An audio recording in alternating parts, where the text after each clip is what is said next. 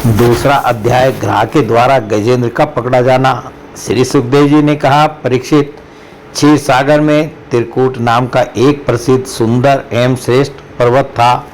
वह 10,000 योजन ऊंचा था। उसकी लंबाई चौड़ाई भी चारों ओर इतनी ही थी। उसके चांदी, लोहे और सोने के 3 शिखरों की छटा से समुद्र, दिशाएं और आकाश जगमगाते रहते थे। और भी उसके कितने ही शिखर ऐसे थे जो रत्नों और धातुओं की रंग बिरंगी छटा दिखाते हुए सब दिशाओं को प्रकाशित कर रहे थे।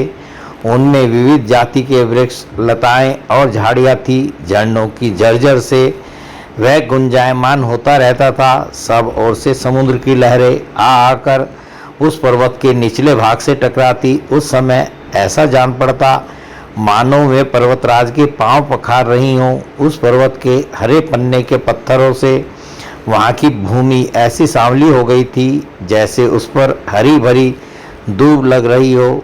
उसकी कंदराओं में सिद्ध, चारण, गंधर्व, विद्याधर, नाग, किन्नर और अप्सराएं आदि विहार करने के लिए प्राय बने ही रहते थे।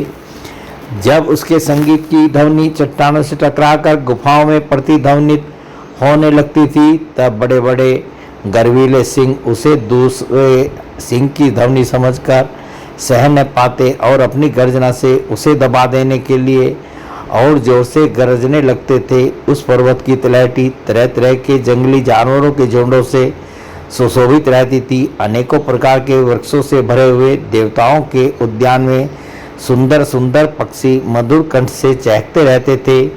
उस पर बहुत सी नदियाँ और सरोवर भी थे। उनका जल बड़ा निर्मल था। उनके पुलिन पर मणियों की बालू चमकती रहती थी। उनमें देवांगनाएं स्नान करती थी जिससे उनका जल अत्यंत सुगंधित हो जाता था।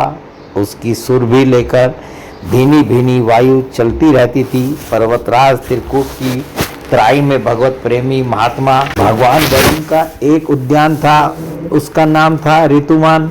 उसमें देवांगनाएं क्रीड़ा करती रहती थी। उसमें सब और ऐसे दिव्य वृक्ष शोभायमान थे जो फलों और फूलों से सर्वदा लदे ही रहते थे। उस उद्यान में मंदार, पारिजात, गुलाब, अशोक, चंपा, तरह तरह के आम, प्याल, कटहल, आमडा, सुपारी, नारियल, खजूर, बिजोरा, महुआ, साखू, ताड़, तमाल, असन, अर्जुन, रीठा, गुलर, पाकर, बरगद, पलास, चंदन, नीम, कचनार, साल, देवदारू, दाख, ईख, केला, जामुन, बेर, रुद्राक्ष, हर्रे, आंवला, बेल, कैथ, नींबू और भिलावे आदि के वृक्ष लहराते रहते थे। उस उद्यान में एक बड़ा भारी सरोवर था। उसमें सुनहरे कमल खिल रहे थे और भी विविध जाति के कुमुद, उत्पल, कहार, सतदल आदि कमलों की अनूठी छटा छिटक रही थी।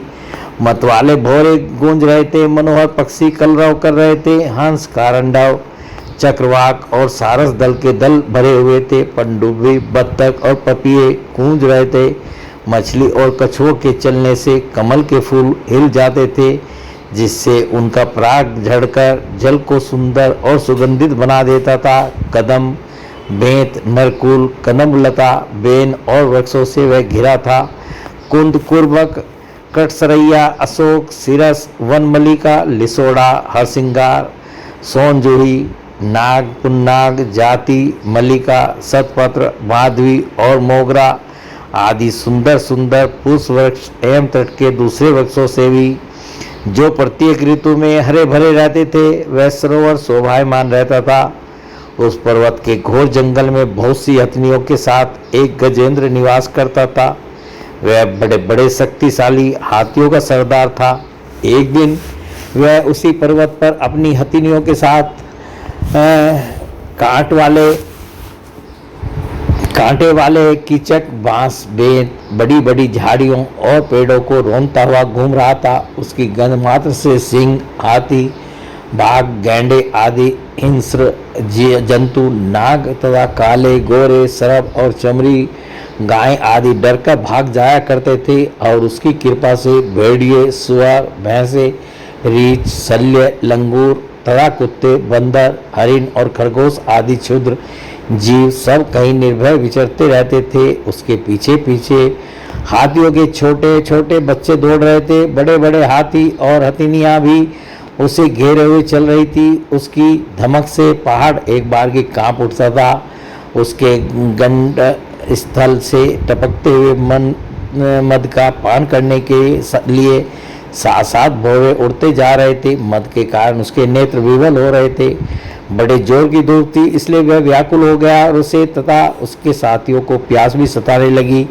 उस समय दूर से ही कमल के पराग से सुवासित वायु की गंध सूंघकर वह उसी सरोवर की ओर चल पड़ा जिसकी शीतलता और सुगंध लेकर वायु आ रही थी।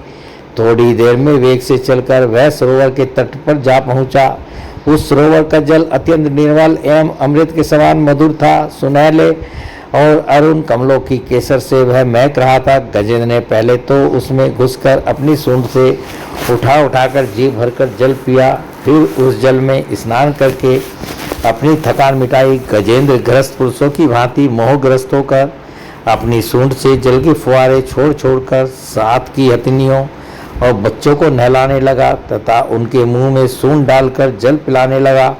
भगवान की माया से मोहित हुआ गजेंद्र उन्मत्त हो रहा था। उस बेचारे को इस बात का पता ही न था कि मेरे सिर पर बहुत बड़ी विपत्ति मंडरा रही है। परीक्षित, गजेंद्र जिस समय इतना उन्मत्त हो रहा था उसी समय प्रारब्ध की प्रेरणा से एक बलवान ग्रह ने क्रोध में भरकर उसका पैर पकड़ लिया। इस प्रकार अकस्मात विपत्ति में पड़कर उस बलवान गजेंद्र ने अपनी शक्ति के अनुसार अपने को छुड़ाने की बड़ी चेष्टा की, परंतु छुड़ा नहीं सका। दूसरे हाथी हथिनियों और उनके बच्चों ने देखा कि उनके स्वामी को बलवान ग्रह बड़े वेग से खींच रहा है और वे बहुत घबरा रहे हैं। उन्हें बड़ा दुख हुआ। वे बड़ी विकलता से चिंगाड़ने लगे। बहुतों ने उसे सहायता पहुंचाकर जल से बाहर निकाल लेना चाहा, परंतु इसमें भी वे असमर्थ ही रहे। गजेंद्र और ग्रह अपनी अपनी पूरी शक्ति लगाकर भिड़े हुए थे। कभी गजेंद्र ग्रह को बाहर खींच लाता तो कभी ग्रह गजेंद्र को भीतर खींच ले जाता। परीक्षित, इस प्रकार उनको लड़ते लड़ते 1000 वर्ष बीत गए और दोनों ही जीते रहे। यह घटना देखकर देवता भी आश्चर्यचकित हो गए। अंत में बहुत दिनों तक बार बार जल में खींचे जाने से गजेंद्र का शरीर शिथिल पड़ गया। न तो उसके शरीर में बल रह गया और न मन में उत्साह, शक्ति भी छीन हो गई। इधर ग्रह तो जलचर ही ठहरा, इसलिए उसकी शक्ति छीन होने के स्थान पर बढ़ गई। वह बड़े उत्साह से और भी बल लगाकर गजेंद्र को खींचने लगा। इस प्रकार देहाभिमानी गजेंद्र अकस्मात प्राण संकट में पड़ गया और अपने को छुड़ाने में सर्वथा असमर्थ हो गया। बहुत देर तक उसने अपने छुटकारे के उपाय पर विचार किया। अंत में वह इस निश्चय पर पहुंचा, यह ग्रह विधाता की फांसी ही है।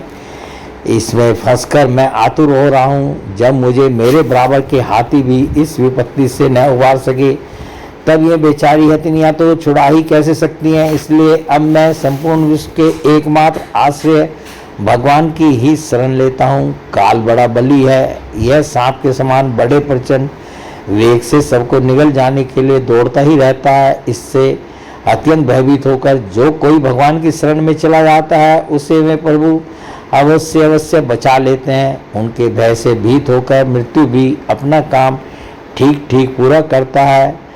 वही प्रभु सबके आश्रय है, मैं उन्हीं की शरण ग्रहण करता हूँ। बोलिए भगवान श्री कृष्ण की जय।